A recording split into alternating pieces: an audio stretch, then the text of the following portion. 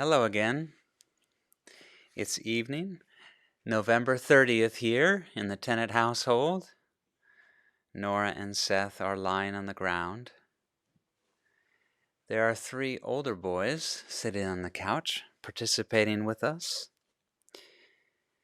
And we are reading Chapter 2 of Tabitha's Travels. She was introduced to us last week, or yesterday rather. And again, we're going to be lighting the Hope Candle. So if you find yourself with an Advent candle, you can light that purple candle. Today's chapter is Lost Lambs. And again, here is a picture of Tabitha. Should that be helpful to you? I like to use my imagination, though. Help! Tabitha heard the scream again and sucked in her breath. The cry was faint, but full of fear. Jehovah, save me! The voice echoed. As if lightning had struck the camp, everyone looked up in shock, staring toward the road. Save me! The high-pitched voice screeched, and this time it was clear that it came from the canyon. At once, Eliakim dropped the hammer he was using to stake down a tent and sprang to his feet. Tabitha watched from the other side of the valley as her father clambered up the short hill to the road. Before she could even think of it, her own feet were running across the meadow, dodging tents and fires and camels. Others were running toward the road as well, Tabitha saw. Other men, she noted with disgust. The women mostly cowered behind the tents or held their children in check. As for Tabitha, she knew a genuine cry for help when she heard one and would not hesitate to go to someone in need. But then she skidded to a stop and stared as her father emerged from the canyon. In his arms, he carried a small boy dressed in the tunic of a shepherd, and she saw blood dripping from the back of the boy's head. Gulping down her shock, Tabitha forced her feet to move again.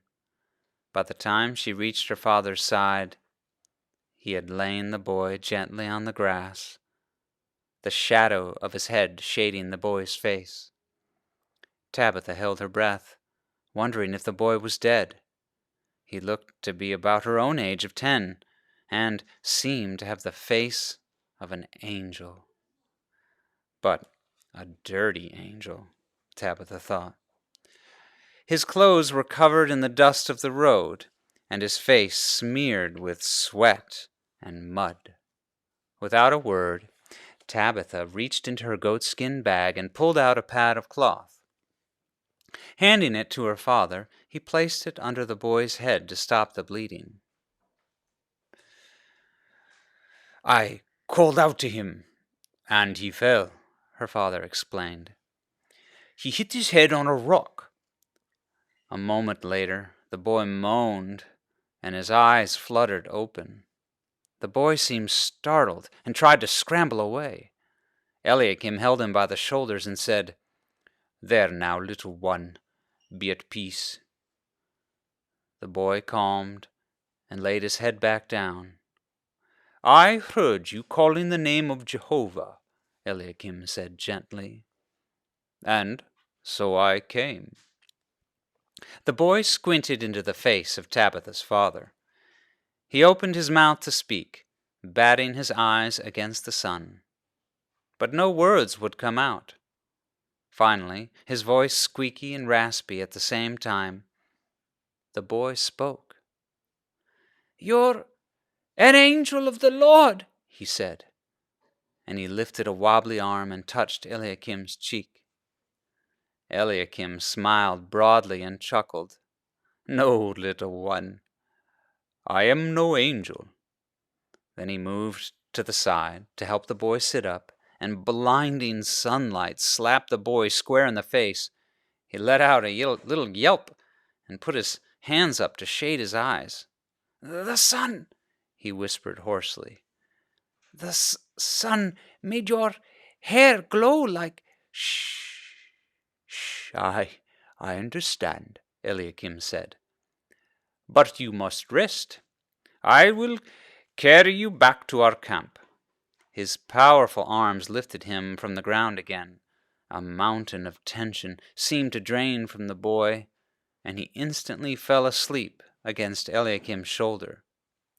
"Tabitha," he whispered to his daughter, "fetch water, bread, and fruit. Bring it to our tent." Tabitha nodded, then lifted her tunic to free her feet and ran toward the cook tent. Her mother saw her coming and yelled out in frustration, "Tabitha, you look like a boy running like that!" breathing hard and fast. Tabitha skidded to a stop in front of her mother. I'm sorry, Mother," she gasped, "but Father has found a small boy who's been injured and sent me for food and water." "A boy?" Tabitha's mother exclaimed, even as she turned to fill her husband's request. "How did he come to be in such a place? Was he alone?" Tabitha took the bread and pomegranate her mother held out, then grabbed a skin of water hanging from the tent frame. "I don't know," she answered as she turned away, "but we've seen no one else on the road." With that, Tabitha was off at a dead run again, the food and water huddled in her arms. From behind, she heard her mother scolding again. "Tabitha, don't run! The boy will live while you keep a proper—" But then the voice was gone, lost among the sounds of the caravan animals. Tabitha knew what her mother was saying, since she'd heard it many times before. She knew that girls were supposed to remain quiet and dignified. But what use was it to have a good running legs if you never let them run? A crowd had gathered around Eliakim and the boy now, who was lying on a mat in front of the main tent. Tabitha's father took the skin of water from her and poured a few drops in the boy's mouth. The boy didn't stir. Then Tabitha knelt down and held the warm bread under his nose. Her father took the bread and waved it back and forth so that every breath the boy took would be filled with the bread's aroma. A moment later, the boy's eyes fluttered open. The boy's eyes grew wide as he spied the bread. Then, without warning, he snapped at it like a hungry dog jumping at a piece of meat.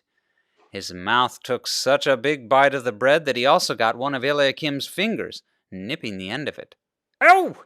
Eliakim cried. "Careful, little one," he said, shaking his hand quickly to stop the pain. "I know you are hungry, but we have better things to eat than my finger." Still, without a word, the boy chomped down the piece of bread, and then another held out by Tabitha. When Tabitha held out the pomegranate, she thought the boy's eyes would pop right out of his head. He grabbed the fruit and dove straight into it, its juices dribbling across his chin and down his neck. Finally, the boy began to slow down and chewed the last few bites of the fruit. He looked up for the first time, turning his head this way and that to see all the people around him. "Shepherds," he said after a moment. "You're shepherds." Eliakim smiled and said, "This is true, as so too are you, if I be any judge."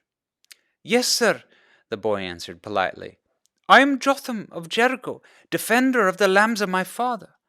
"And I," Tabitha's father said, "am Eliakim, son of Abijah.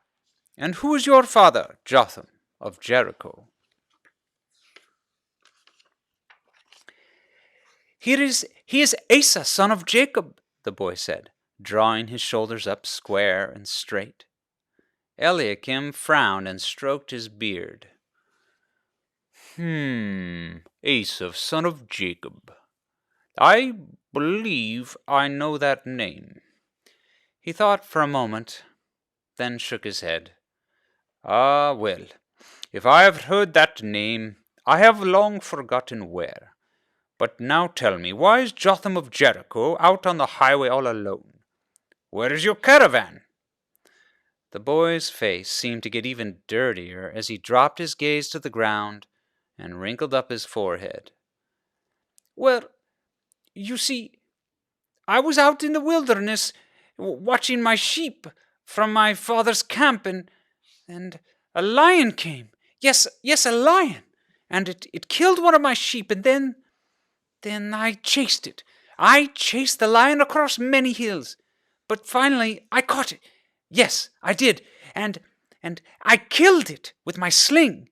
I hit it with a rock right between its eyes, and it dropped dead."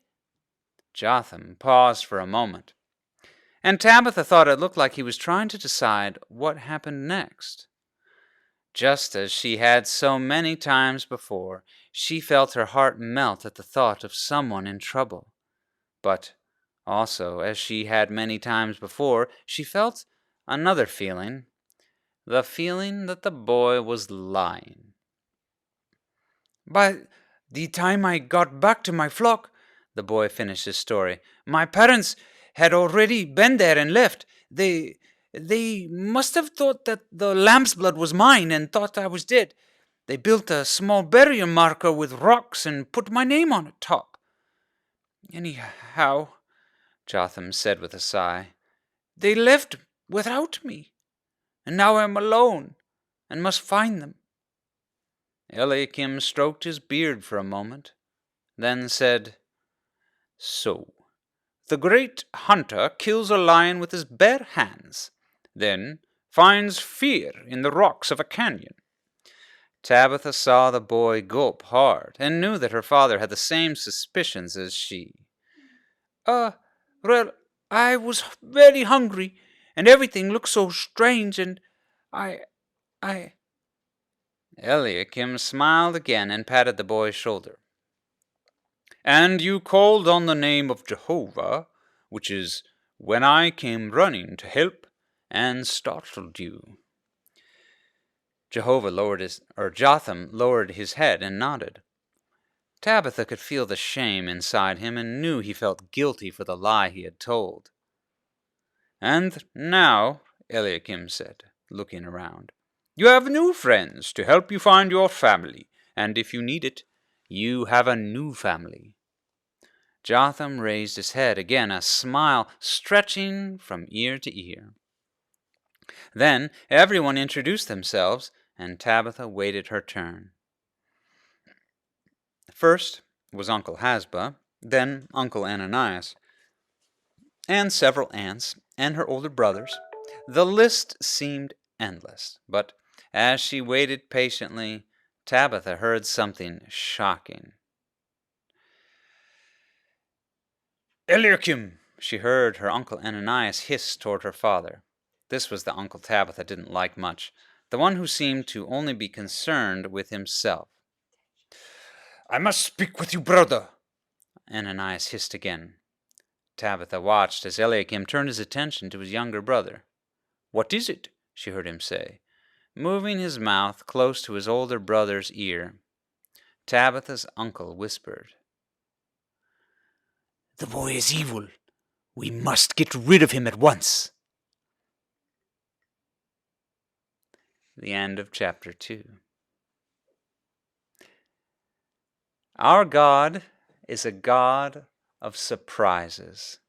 Just when we think everything is going normally, God, He steps in and says it's time to shake things up a bit.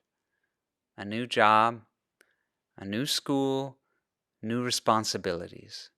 Maybe it's His way of letting us know He is in control. Or maybe He just wants to see if we really trust Him.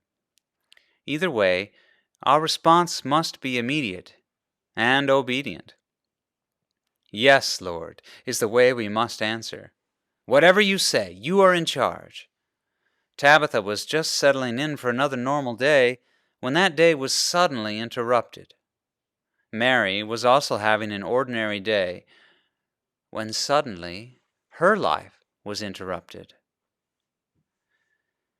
In the 6th month, God sent the angel Gabriel to Nazareth, a town in Galilee, to a virgin pledged to be married to a man named Joseph, a descendant of David.